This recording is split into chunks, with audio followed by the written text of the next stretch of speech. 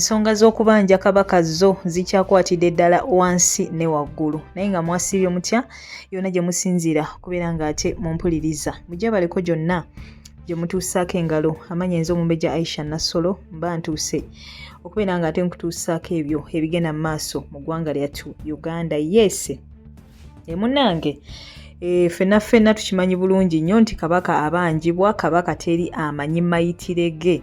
Ekiri ku social media buli omu yeebuuza bannange kabaka aliwa, naawe betusuubira okubeera nga bamanyi kabaka gyali nabo we babuuzibwa nabo balaga nti tebakola ki, tebamanyi kabaka gyali. Wabula ng'ate Katikkiro wa Buganda Charles Peter Mayiga abasinga obungi gwe basonzeemu enno we bagamba oyo yamanyi ate kabaka wa gye yalaga, wabula naye talina munnange kyayogera yadde nga yo social media saako ate n'emikutu emirala egy'enjawulo. Munnange omulamu ogwo gukutte wansi ne waggulu, abantu beebuuza kimu kabaka aliwa. Kati nno wakati mu kwebuuza nti kabaka aliwa twabadde tukyali awo nga kojja omugezi avaayo bw'atyo ng'atukubako positi nga agamba era ng'asaba bw'atyo bannayuganda abawangalira mu nsi ya Namibia nti bakebereko bannange mu malwaliro nti kabaka wa Buganda ayinza okuba yatwaliddwa eyo. So ye yavuddeyo ng'asaba bannayuganda bawangalira mu nsi ya Namibia nti bannange mukebereeko eyo kabaka ayinza okuba gyali, mututegeeze mba mukoze eki we muba mumulabye.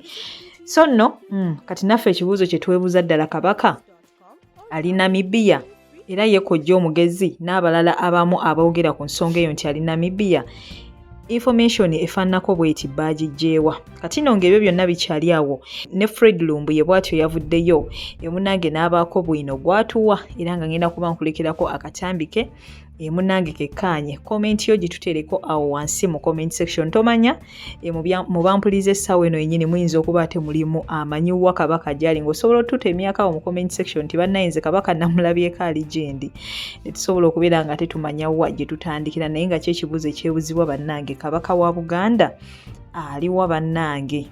Si byangu nakamu n'akeddagala kankulekereko akatambi kano. Goodbye for now, toseetuka. Najja ne mbakubira omulago obutakungula mbaga nti Ssaabasajja Kabaka yawambibwa, wabula saabagamba nti bamuwambye bamututte mu kifo gundi bagundi.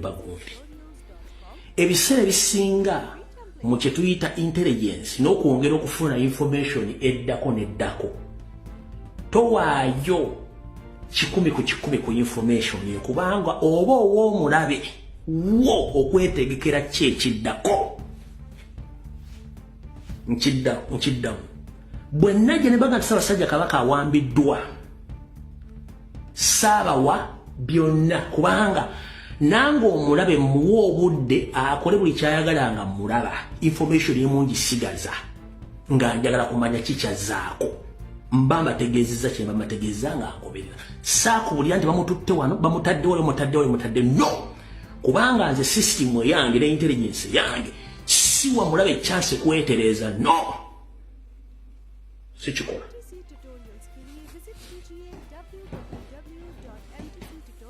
Ate video etandise kavudde kwanyula. Tebaayo omuntu yenna kuga nti Ssaabasajja Kabaka ali mu America ekyo kifu. Tebaayo omuntu yenna kuga nti Ssaabasajja Kabaka ali Bugirimani ekyo kifu. Tebaayo omuntu avuga nti Ssaabasajja Kabaka ali Bungereza ekyo kifu. Bwe fufulurufu.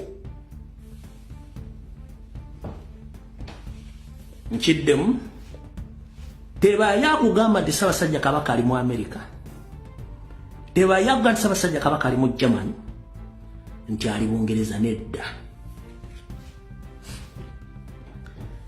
Ssaabasajja Kabaka Magulu Nnyondo bwe yawambibwa yatwalibwa ku lukalu lwa Africa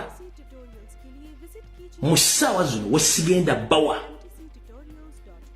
nsi na kifo waali kubanga nze omulabe entambula naye reference njazire nawe tubali mu International Criminal Court oba nga tuli mu kooti y'ensi yonna reference njazireeta nenjala tegeeza Abaganda mwenna Ssaabasajja Kabaka yawambibwa n'atwalibwa wakati wo mu Central Africa ne mu Southern Africa.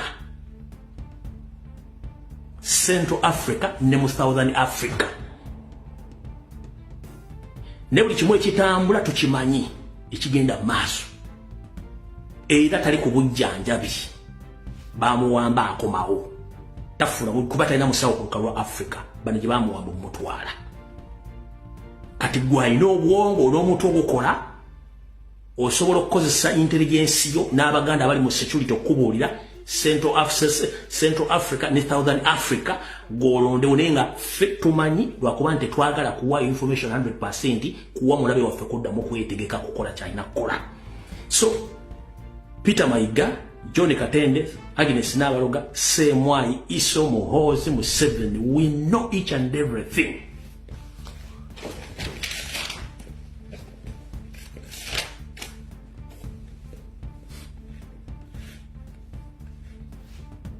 Ekisokera ddala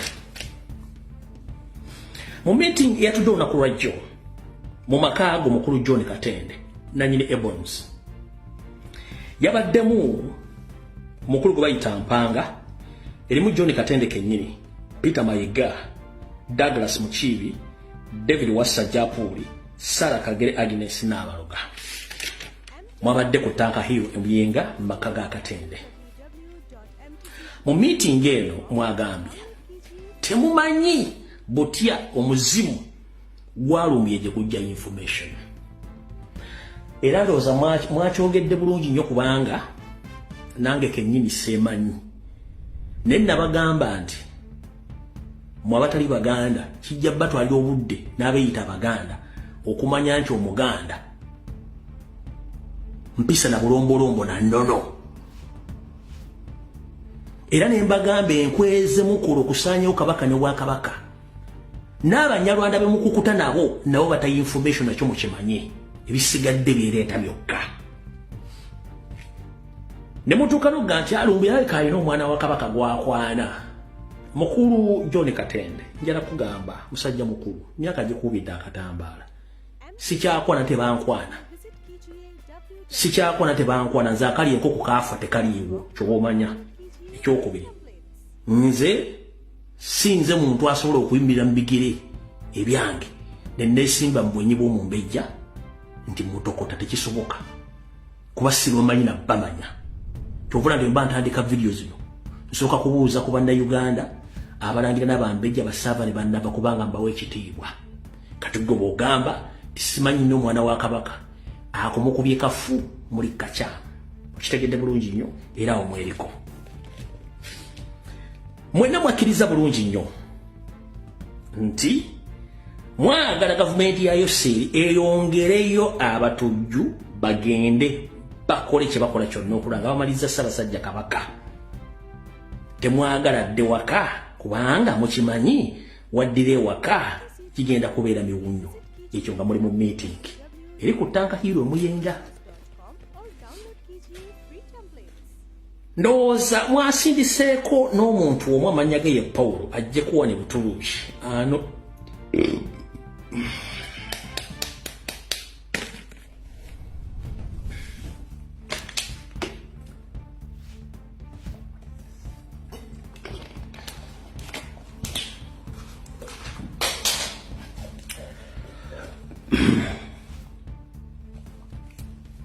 ane musonyi mukatono.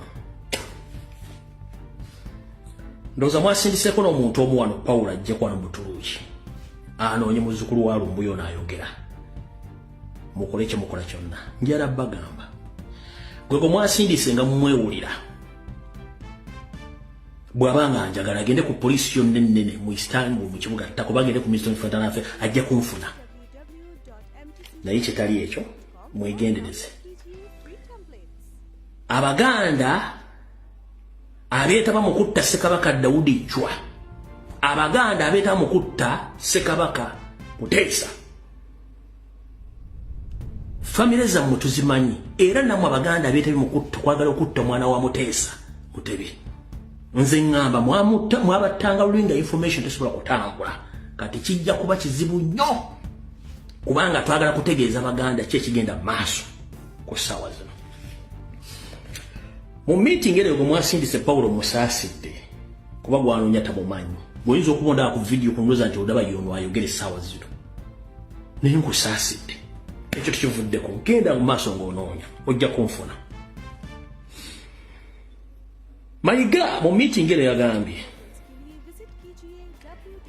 tugenda kukola kyonna ekisoboka nga tetwagala kukola nsobi yonna tujja omwami ono kubanga takyali wa mugaso kubanga bw'ogamba tumwongerera afune treatment tubanga abeekuba eggoolo tumwetaaga mu ngeri yonna nga mufu kubanga already ye mufu atambula. Bigambo bya Mayiga nga akkatiriza ebigambo bya mukama we. Namugamba kijja kuba kyangu nnyo okuteekako empologomento likyadisemakookiro mu musigale nga mutwala ebibugagga bya Buganda nga mbyagala. Naye akali amaggwa ke kagamanya enkyusa.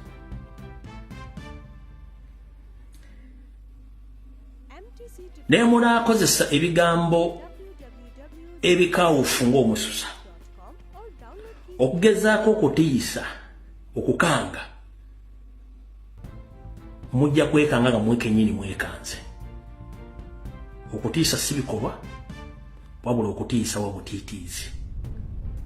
Abaganda baagala Ssaabasajja Kabaka. Abaganda tuli mu kkungubaga. Buli muntu yenna amanyi nti olina ekika kye weddira yessaawa ozire buli mupiira gw'ekikaago togenda yekobe musambi kobe muwagizi. Muzire emipiira gy'ebika, muzire emipiira gy'amasaza, muzire emikolo gya Bulange, muzire emikolo gya Kabaka gyonna egiteekebwa Kabaka taliiwo. Ssaawa yakwesiba bimyu, ssaawa yakwesiba mbogo, ssaawa yakwekalakaasa. Buli muntu yenna azannyira mu Bwakabaka bwa Buganda n'obuwangwa n'enno n'obwogenda kuleeta obuzibu. Mayiga okali addakaddadde envunyo ogirira mu katiko naye ekulinze. Emmundu ezikwewaza era zezewazanga n'enguli Obote. Ojja kumbuuza olwaleero Obote yafanga ne Muteesa gwe yatta lwaki Abaganda bakyawala n'Obote ng'ate gwe bamuwalandirako yafa dda ojja kitegeera nkubu. Mayiga